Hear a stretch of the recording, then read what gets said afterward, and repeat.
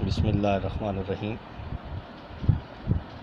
جیسا کہ اس سے پیشتر ہم نے مختلف ٹرمز کے بارے میں پڑھا، آج مزید کچھ ٹاپکس جو ہیں ہمارے ان کو ہم ڈسکس کریں گے تاکہ ہمیں معلوم ہو کہ ہمارے آفسز میں جو کام ہوتا ہے اس کے لیے ہمیں کس قسم کا ریکارڈ جو ہے وہ درکار ہوتا ہے، اور وہ ریکارڈ جو ہے ہمیں مرتب بھی کرنا پڑتا ہے۔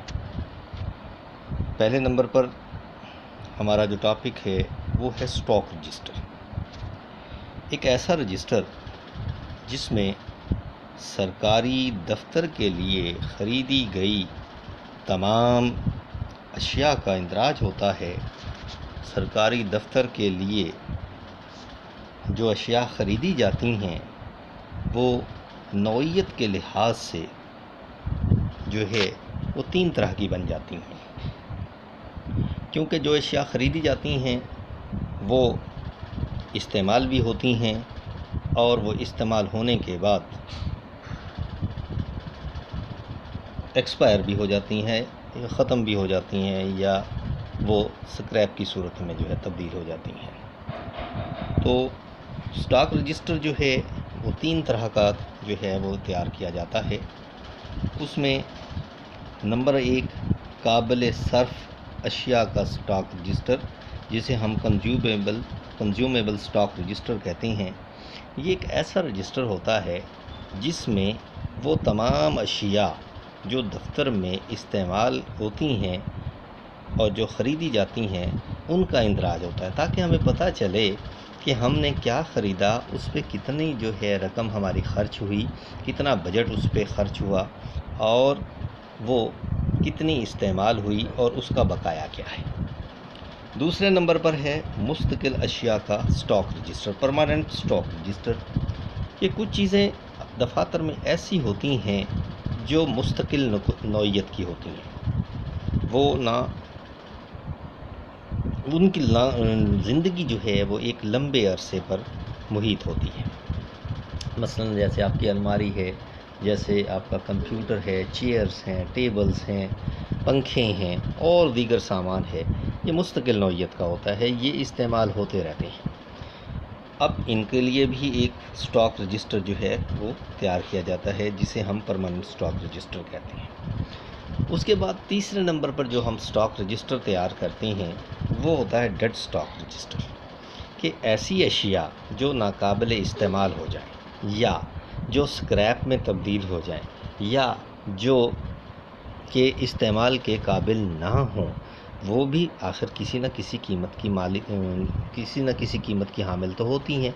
تو ایسی اشیاء جو استعمال ہونے کے بعد سکریپ کی صورت میں بچ جاتی ہیں یا ردی کی صورت میں بچ جاتی ہیں، جیسے اخبار ہے ہمارا، کہ اخبار جو ہے آپ خریدتے رہتے ہیں اور ایک عرصے کے بعد جو ہے آپ کے پاس ردی کی صورت میں جو ہے کافی سارا جو ہے اخباری کاغذ جو ہے اکٹھا ہو جاتا ہے، آخر اسے بھی تو سیل کرنا پڑتا ہے اور اس کی قیمت بھی جو ہے وصول ہوتی ہے۔ تو ایسی چیزیں جو بعد میں قابل استعمال نہ رہیں وہ ڈیڈ اسٹاک رجسٹر میں درج کی جاتی ہیں۔ اس کے بعد ہے ہمارا ٹاپک پے سلپ یا تنخواہی پرچی۔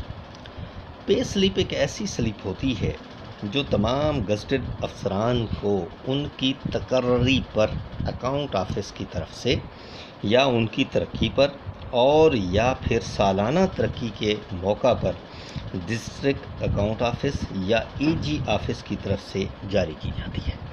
اس میں سرکاری افسر کو ملنے والے تمام الاؤنسز درج ہوتے ہیں، اس کی بیسک تنخواہ درج ہوتی ہے۔ اس پرچی کو پے سلپ کہا جاتا ہے۔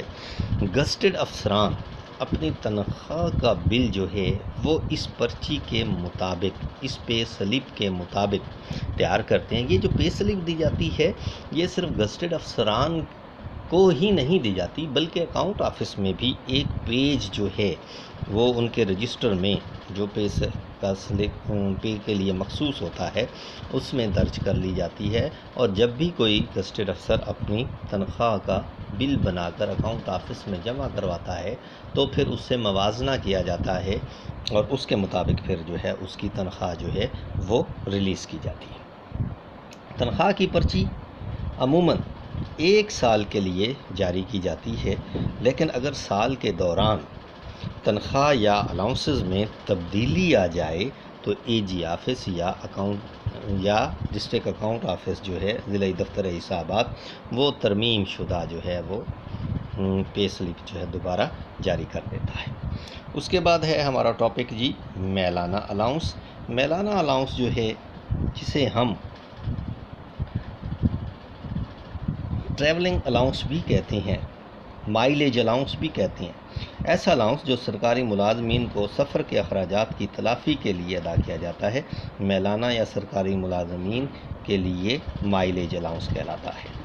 سرکاری ملازمین کو طے کیے گئے سفر کے حساب سے یہ ملتا ہے اور اس کی شرح جو ہے وہ فکس ہوتی ہے پر کلومیٹر کے حساب سے، کہ گورنمنٹ پر کلومیٹر کے حساب سے جو ہے وہ ان کو وہ رقم ادا کرتی ہے۔ اس کے بعد ہے جی قبض الوصول۔ نان گسٹڈ ملازمین کی تنخواہ کو جب ادا کیا جاتا ہے تو اس کا بھی ایک ریکارڈ رکھا جاتا ہے کہ ڈرائنگ اینڈ ڈسپرسنگ آفیسر نے کتنی تنخواہ نکلوائی ہے اور جو تنخواہ نان گسٹڈ ملازمین کو دی گئی ہے وہ کتنی دی گئی ہے۔ یہ عموماً جو تنخواہ کا بل بنا کر اکاؤنٹ آفس میں جمع کیا جاتا ہے یا جمع کرایا جاتا ہے اس کی ہو بہو کاپی ہوتی ہے، جو ایکوٹنس رول بھی کہلاتا ہے، قبض الوصول بھی کہلاتا ہے۔ اس کو بنانے کا مقصد ایک تو ریکارڈ کو محفوظ رکھنا ہوتا ہے اور دوسرا اس بات کا یہ ثبوت بھی ہوتا ہے کہ جو تنخواہ ڈرائنگ اینڈ ڈسپرسنگ آفیسر نے نان گسٹڈ ملازمین کی اکاؤنٹ آفس سے نکلوائی ہے وہ ان کو ادا کر دی گئی ہے، تاکہ مستقبل میں کوئی بھی ملازم یہ نہ کہہ سکے کہ جناب اس کو تنخواہ نہیں ملی یا اسے تنخواہ کم ملی۔ یہ رجسٹر جو ہے اس پہ باقاعدہ ہر نان گسٹڈ ملازمین کا جو ہے ریکارڈ مرتب ہوتا ہے اور جب تنخواہ دی جاتی ہے تو ان کا انگوٹھے کا نشان اور دستخط جو ہے وہ حاصل کیے جاتے ہیں۔ اس کے بعد ہمارا ٹاپک ہے جی مستقل پیشگی یا پرماننٹ ایڈوانس۔ سرکاری دفاتر کو روزمرہ کے چھوٹے چھوٹے اخراجات ادا کرنے کے لیے ایک مقررہ رقم اپنے پاس نقدی کی صورت میں رکھنے کی اجازت ہوتی ہے۔ اس رقم کو مستقل پیشگی کہتے ہیں۔ مستقل پیشگی کی اجازت افسر مجاز سے حاصل کی جا سکتی ہے۔ مستقل پیشگی کی رقم کا انحصار دفتر کی نوعیت اور اس کی وسعت پر ہوتا ہے۔ اگر دفتر میں کم پیسوں سے گزارا ہو جاتا ہے یا اس کی ضروریات جو ہے وہ کم ہوتی ہیں تو وہاں پر مستقل پیشگی جو ہے وہ اس کی رقم کم رکھی جاتی ہے، اور اگر ایک بہت بڑا دفتر ہے جہاں پر ضروریات کی خریداری جو ہے وہ وسیع پیمانے پر کی جاتی ہے تو وہاں پر یہ رقم جو ہے وہ زیادہ بھی رکھی جا سکتی ہے۔ تو آج کا ٹاپک جو تھا ہمارا یہاں تک، امید ہے کہ آپ کو اس کے بارے میں بہتر سمجھ آ گئی ہوگی۔ جو ٹاپک آج ہم نے ڈسکس کیا اس میں پہلے نمبر پر ہم نے اسٹاک رجسٹر، دوسرے پر تنخواہی پرچی یا پے سلپ، تیسرے پر ہم نے میلانہ الاؤنس یا مائلیج الاؤنس، چوتھے نمبر پر ہم نے قبض الوصول یا ایکوٹنس رول، اور 5ویں نمبر پر ہم نے پرماننٹ ایڈوانس کے بارے میں پڑھا۔ تو اس کے لیے آپ جو ہے وہ اپلائیڈ اکاؤنٹنگ کی کتاب جو ہے خریدیں اور اس میں سے ان جو ہے ٹرمز کو، ان ٹاپکس کو آپ اچھی طرح سے یاد کریں۔ انشاءاللہ جب یہ ہمارا چیپٹر کمپلیٹ ہوگا تو اس کے لیے سوالات جو ہے وہ پھر ہم انشاءاللہ جو ہے آپ کو بتائیں گے اور آپ نے پھر ان کے جوابات لکھ کر مجھے رپلائی کرنا ہے۔ ٹھیک ہے جی، السلام علیکم۔